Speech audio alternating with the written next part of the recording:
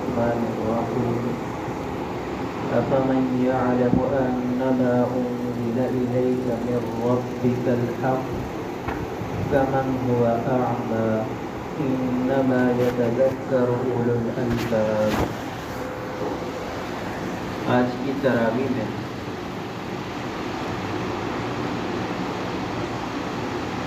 تیرواں پارہ پڑھا گیا اور 3 پاؤں 14ویں پارے کے پڑھے گئے. اللہ تعالیٰ فرماتے ہیں أَفَمَن يَعْلَمُ أَنَّمَا أُنزِلَ إِلَيْكَ، کیا 2 آدمی برابر ہو سکتے ہیں؟ ایک وہ ہے جو یہ سمجھتا ہے کہ قرآن کریم اللہ کی کتاب ہے، اور دوسرا وہ یہ سمجھتا ہے کہ قرآن کریم اللہ کی کتاب نہیں ہے. کیا یہ دونوں برابر ہو سکتے ہیں؟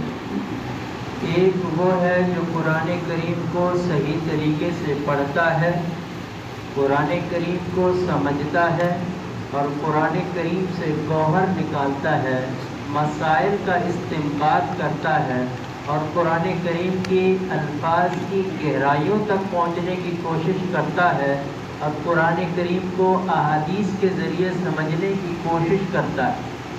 اور دوسرا وہ ہے جو ایک رسمی طور پر قرآن کریم کو صرف جانتا ہے. کیا یہ دونوں برابر ہو سکتے ہیں؟ یقیناً نہیں ہو سکتے. جب یہ نہیں ہے برابر تو پھر اعمال کے جزا میں برابر کیسے ہو سکتے ہیں؟ جب اعمال میں برابر نہیں ہے تو جزا میں کیسے برابر ہو سکتے ہیں؟ اس لیے کہتے ہیں کہ ایمان کے درجات ہیں تو جنت کے بھی درجات ہیں. وہ جیسے جیسے اعمال ہوں گے اس کے بدلے میں اللہ تعالیٰ ایسی ہی جنت عطا فرمائیں گے. اور آگے فرمایا الذین یوفون بعہد اللہ ولا ينقضون الميثاق والذین یصلون ما امر اللہ به ان یوصل ویخشون ربهم. کہ اگلی آیت میں اللہ تعالیٰ نے ایمان والوں کی ایک خاص صفت بیان فرمائی کہ ایمان والوں کی خاص نشانی یہ ہے الذین یوفون بعہد اللہ، کہ وہ اپنے وعدے پر قائم رہتے ہیں. جو وعدہ کرتے ہیں کسی سے پھر اس وعدے سے مکرتے نہیں ہیں، وعدہ خلافی نہیں کرتے. ولا ينقضون المیثاق، اپنے اس وعدے کو توڑتے نہیں ہیں.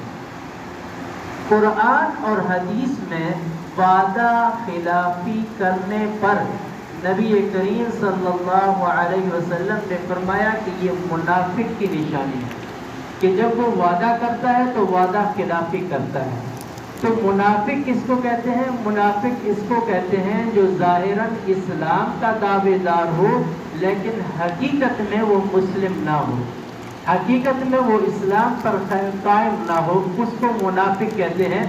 اور دین اسلام میں اس کی مثالیں اظہر من الشمس ہیں.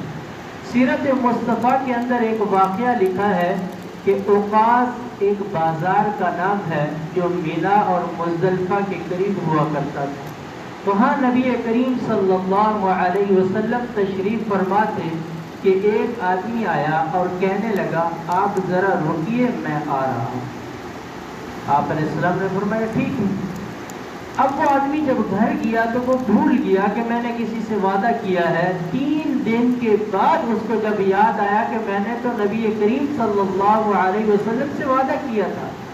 جب وہ واپس آیا 3 دن کے بعد تو نبی کریم صلی اللہ علیہ وسلم کو اسی حالت میں پایا اور آپ علیہ السلام نے اسے دیکھا تو آپ علیہ السلام نے فرمایا کہ آپ نے مجھے بہت تکلیف دی ہے کہ جب وعدہ کر کے گئے تھے اب آپ کو آنا چاہیے.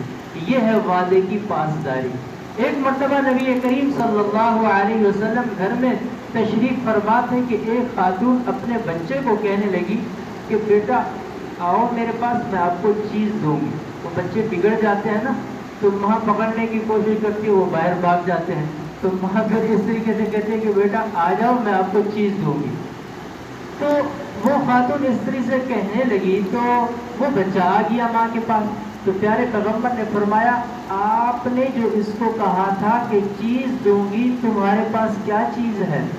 تو کہنے لگی میرے پاس نصف کھجور ہے، آدھی کھجور ہے آپ علیہ السلام نے فرمایا اگر آپ کے پاس یہ نہ ہوتی تو یہ وعدہ خلاف ہے، یعنی بچوں کے ساتھ بھی وعدہ، بڑوں کا تو معاملہ اور بچوں کے ساتھ۔ اور تیسرا واقعہ امام بخاری رحمۃ اللہ علیہ، جن کی بخاری اصح الکتب بعد کتاب اللہ، کہ قرآن کریم کے بعد سب سے صحیح اور معتبر جو کتاب ہے وہ اصح البخاری، بخاری شریف ہے۔ ہر مسلمان جانتا ہے سیاست کی بالکل اعلیٰ سے اعلیٰ کی کتاب ہے، جس میں 7,000 احادیث ہیں، اور ہر حدیث کو لکھنے سے پہلے امام بخاری نے غسل کیا، 2 رکعت نماز صلاۃ الحاجت پڑھی، اور اللہ سے رجوع کیا، اللہ سے دعا مانگی، اس کے بعد ایک حدیث لکھی۔ ان کا حال یہ تھا کہ ایک مرتبہ حدیث کے لیے انہوں نے سفر کیا۔ پہلے زمانے میں تو یہ سہولت ہوتی نہیں تھی، پیدل جانا پڑتا تھا، یا خچر یا گھوڑا یا گدھا، ان چیزوں پر سفر ہوا کرتا تھا۔ میلوں میل سفر کر کے گئے، ایک شخص کے پاس یہ معلوم ہوا کہ ان کے پاس ایک حدیث ہے، اور یہ حدیث میں ان سے ڈائریکٹ جا کے سنوں۔ دوسرے واسطوں سے تو معلوم ہو گئی تھی، لیکن نہیں، جو اصل بنیاد ہے، جنہوں نے یہ واقعہ، یہ حدیث بیان کی، میں ان سے ڈائریکٹ جا کے سنوں۔ سفر کرنے کے بعد جب وہاں گئے تو وہ بستی میں گئے، پوچھا کہ فلاں بزرگ کہاں ہے؟ انہوں نے کہا وہ اپنا گھوڑا لے کے جنگل میں گئے ہوئے۔ امام بخاری جس غرض کے لیے گئے تھے وہ جنگل پہنچ گئے، تو بزرگ کو دیکھا، بزرگ نے کہا کہ کس واسطے سے آئے ہو، کیوں آئے ہو؟ کہنے لگے کہ میں ایک حدیث سننے آیا ہوں، ایک حدیث سننے آیا ہوں۔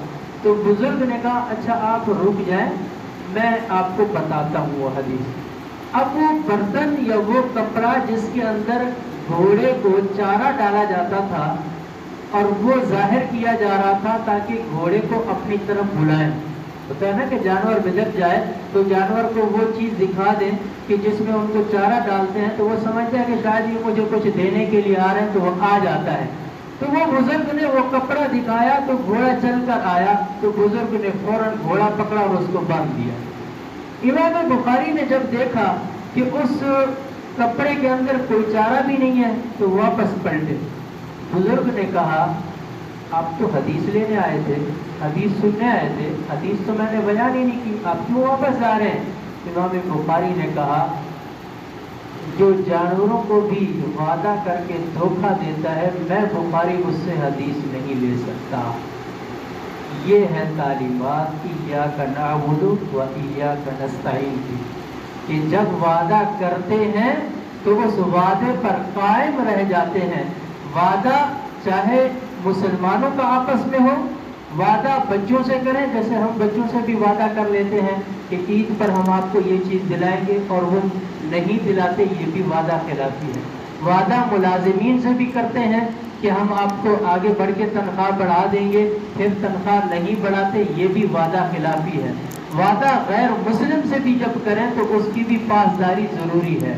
اور وعدہ جب امام بخاری کا واقعہ ہے، جانوروں کو بھی اس طریقے سے دھوکہ دے کے بغیر وعدے جو بات دکھائی ہے وہ ان کو کر کے دکھائیں، یہ تعلیمات نبویہ ہیں، یہ نبی کریم صلی اللہ علیہ وسلم کی تعلیمات